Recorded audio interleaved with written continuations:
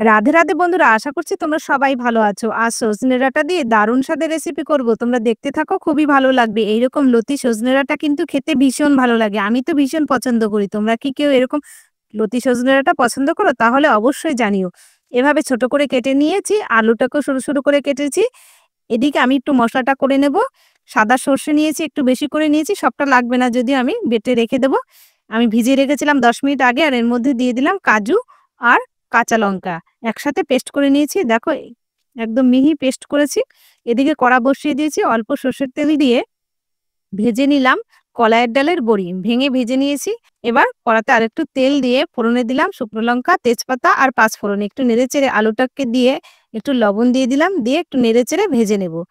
আলুটা একটু ভাজা হয়ে আসলে দিয়ে দিলাম সজনে ডাঁটা। সজনে ডাঁটা দিয়ে কিন্তু বেশি সময় ভাজবো না, মিনিট খানেক একটু নেড়েচেড়ে আমি দিয়ে দিলাম সর্ষে বাটা, সর্ষে আর কাজু বাটাটা ২ চামচ দিয়ে দিলাম হলুদ গুঁড়ো আর একটু জল দিয়ে বেশি সময় কিন্তু সর্ষে আমি কষাবো না, অল্প একটু সময় সর্ষে কষিয়েছি, প্রায় ২ মিনিট মতো কষিয়ে দিয়ে দিলাম উষ্ণ গরম জল। উষ্ণ গরম জল দিয়ে ঢেকে রাখলাম ১০ মিনিট মতো। একটু সেদ্ধ হয়ে এসছে আর শুকিয়ে এসছে, দিয়ে দিলাম স্বাদমতো চিনি। একটু চিনি দিলে টেস্টের ব্যালেন্স হয়। আর দিয়ে দিলাম কাঁচা সর্ষের তেল। আর একটু লবণ কম হয়েছিল, তাই লবণটা দিয়ে আমি নামিয়ে নিলাম। দারুণ হয় কিন্তু এইরকম সজনে ডাঁটার চচ্চড়ি। তোমাদের কেমন লাগলো জানিও। লাইক করে চ্যানেলটি সাবস্ক্রাইব করো।